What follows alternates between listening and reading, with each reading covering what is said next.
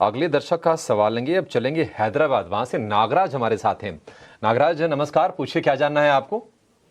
Sir नमस्ते, मैं LIC के बारे में, शेयर्स के बारे में पूछना चाह रहा हूँ।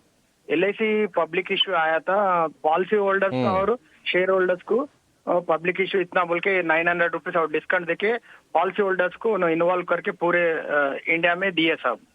मेरे बहुत का सारे क्लाइंट्स और मैं एजेंट हूँ, फिर भी बहुत मेरा बास ऊपर एलआईसी के ऊपर गवर्नमेंट ऑफ इंडिया बोल के विश्वास रख के वो इतना 900 800 वो कैसा रेट फिक्स करे, कौन फिक्स करे।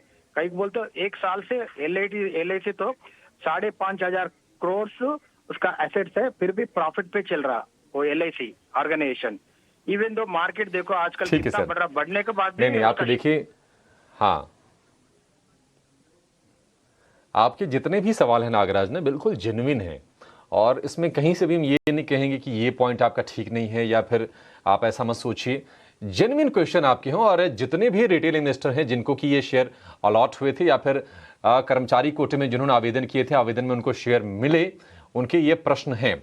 हालांकि थोड़ी सी रिकवरी के संकेत जरूर दिए एलआईसी ने।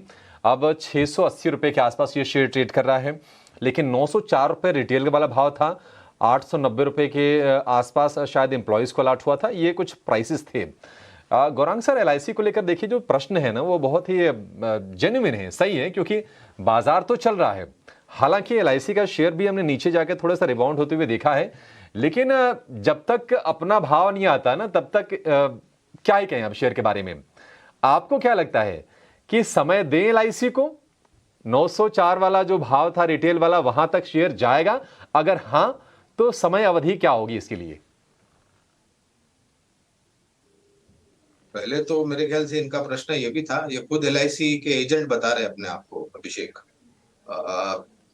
और एक बहुत ही बड़ी संस्था है ये, जीवन बीमा से जुड़ी कंपनी, एक इतिहास है इस कंपनी का, और काफी अच्छा मार्केट शेयर भी है। किसने एडवाइस किया था ये प्रश्न पूछ रहे थे, तो फाइनेंशियल एडवाइजर होते हैं नागराज जी, जो वित्तीय सलाहकार होते हैं, जो राय देते हैं कंपनियों को। मैनेजर्स होते हैं, वो राय देते हैं कि मूल्यांकन क्या होना चाहिए, वैल्यूएशन क्या होना चाहिए, और उसी आधार पर फिर वैल्यूएशन रखती है।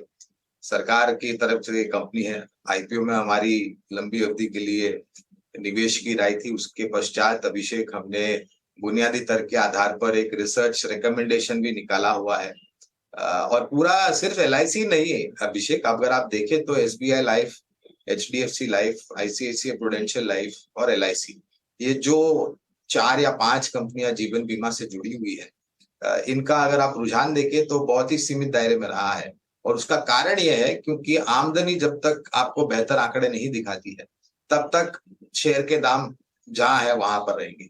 लेकिन इन 4 या 5 कंपनी का जो मैंने नाम लिया अभिषेक, हमारी बुनियादी दर के आधार पर सभी के कवरेज है, और हमारी ये राय है कि अगर आप इस क्षेत्र में जुड़ी हुई कंपनी में निवेश करते हैं तो आपका जो निवेश का नजरिया है वो कम से कम 1.5 से 2 साल का होना चाहिए। क्योंकि अब लोगों में बुद्धिमत्ता जागी है अभिषेक, महामारी के बाद, कि आप इंश्योरेंस लेते हैं तो सिर्फ टैक्स बचाने के लिए नहीं लेते हैं, आप इंश्योरेंस लेते हैं क्योंकि अगर भगवान न करे आपको कुछ हो जाता है तो आपके परिवारजन उस एलआईसी से मिली हुई रकम पर कुछ अपने जीवन का सुधार कर सकते हैं। और न तो सिर्फ सम एश्योर्ड ज्यादा ले रहे हैं लेकिन प्रीमियम भी ज्यादा दे रहे हैं। और इंश्योरिंग द अनइश्योर्ड जो एक मुहिम चली है सब जीवा बीमा कंपनियों की, वो मेरे ख्याल से धीरे धीरे करके जो इंक्लूजन है वो होगा। तो आप निवेशित रहे नागराज जी, और अगर आपके पास या आपके जो भी क्लाइंट्स हैं उनके पास निवेश लायक पूंजी है तो इस स्तर पे या फिर गिरावट पर और जोड़ सकते हैं, ताकि आपकी शेयर की संख्या जो है वो बढ़ जाएगी और आपका निवेश का जो स्तर है वो नीचे आ जाएगा।